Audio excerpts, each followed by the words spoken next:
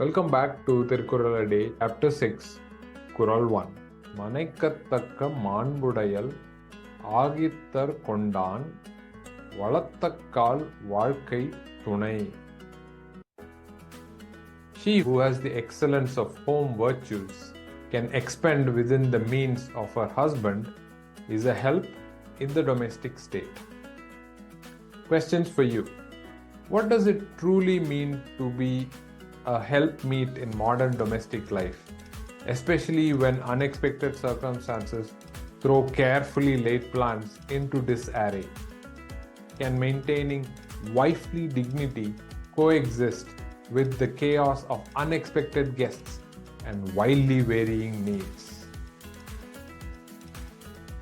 The click of the front door unlocking was a familiar, comforting sound to Vijaya. Rajamani was back from another of his adventures. She smoothed down her sari, a small smile gracing her lips. His trips were always eventful, and she often found herself shaking her head at his stories, but she missed him when he was gone. However, the sight that greeted her was far from the usual solitary return. Behind Rajamani stood not one, but four other figures, laden with duffel bags and looking thoroughly disheveled. Vijaya, my dear, Rajamani's voice was a little too cheerful, a telltale sign of impending chaos. Surprise! We have guests. He gestured vaguely toward the motley crew. There was a burly, jovial man in a stained white chef's uniform who offered a wide grin. This is Mali, the submarine's magnificent chef. I suppose you've met him? Rajamani announced. Mali stepped forward, extending a large hand. Pleasure to meet you again, Mrs. Rajamani has been telling us all about your fine home. His voice carried a distinct Jamaican lilt. Next was a man with neatly trimmed white beard and a slightly imperious air. Captain Caspian McCoy at your service, he declared with crisp Australian accent. He gave a curt nod, his eyes already scanning the hallway with a discerning gaze. Bringing up the rear was a younger, more awkward-looking man clutching a toolbox. And this is Ben, Rajamani finished. Ben offered a shy wave. Vijaya's carefully constructed world, meticulously ordered and budgeted for Rajamani's solo return, felt like it was tilting on its axis.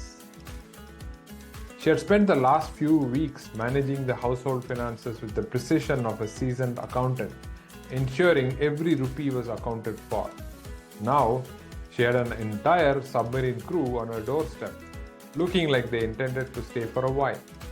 Rajamani's explanation was brief and alarming. A minor transport mishap meant their usual route back was unavailable. மனைக்கத்தக்க மாண்புடையல் ஆகித்தர் கொண்டான் வளத்தக்கால் வாழ்க்கை துணை. மனைக்கத்தக்க மாண்புடையல் ஆகித்தர் கொண்டான் வளத்தக்கால் வாழ்க்கை துணை. She who has the excellence of home virtues and can expend within the means of her husband is a help in the domestic state. Vijaya took a deep breath, trying to embody the wifely dignity. Welcome, she said, her voice perhaps a touch too tight. Please come in. Mali's eyes immediately darted towards the kitchen, a hopeful expression on his face. Smells lovely in there, missus. Anything cooking? Vijaya managed a strange smile. I was just preparing dinner for Rajamani. Captain Caspian, meanwhile, was already making himself comfortable, surveying the living room with an air of critical assessment. Jolly good to be on dry land, he announced, plonking his bag down on a carefully embroidered cushion. Though I must say, the lack of a proper Earl Grey is concerning. Ben hovered near the doorway, looking like he'd rather be anywhere else. As Vijaya started to mentally calculate the sudden increase in grocery bills, Mali's stomach let out a loud rumble. "Forgive me, missus," he chuckled, patting his ample belly. "But a long journey works up quite an appetite." For the next hour, Vijaya's initial composure began to fray. Mali's appetite was indeed enormous, and he seemed capable of polishing off vast quantities of food with alarming speed. Caspian's request for specific and rather expensive teas added another layer of financial worry. Ben, seemingly perpetually hungry but too shy to ask, was caught by Lata, who had emerged curious about the commotion, attempt to sneak leftovers from the fridge. "Amma!" Lata exclaimed, pointing at Ben with a mixture of amusement and indignation. "He's eating the curry from yesterday." Ben flushed a deep red, stammering an apology. Vijaya sighed inwardly.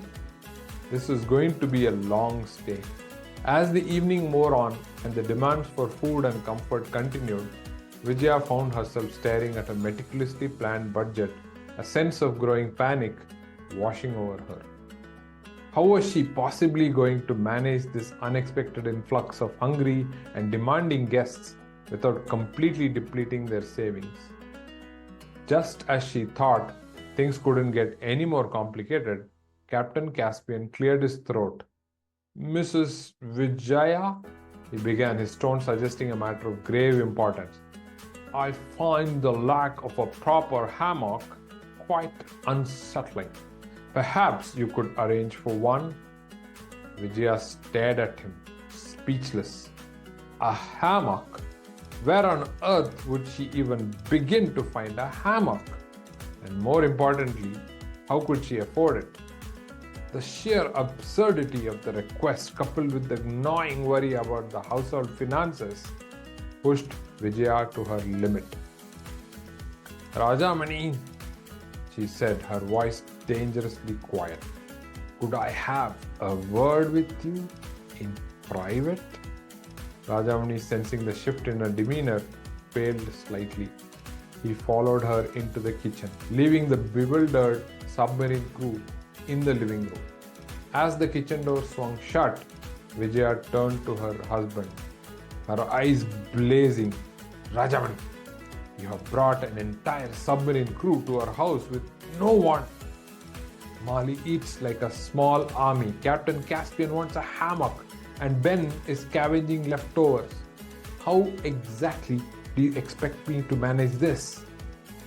Rajamani opened his mouth to reply, but before he could utter a single word, the lights flickered and then plunged the house into darkness. A collective groan arose from the living room.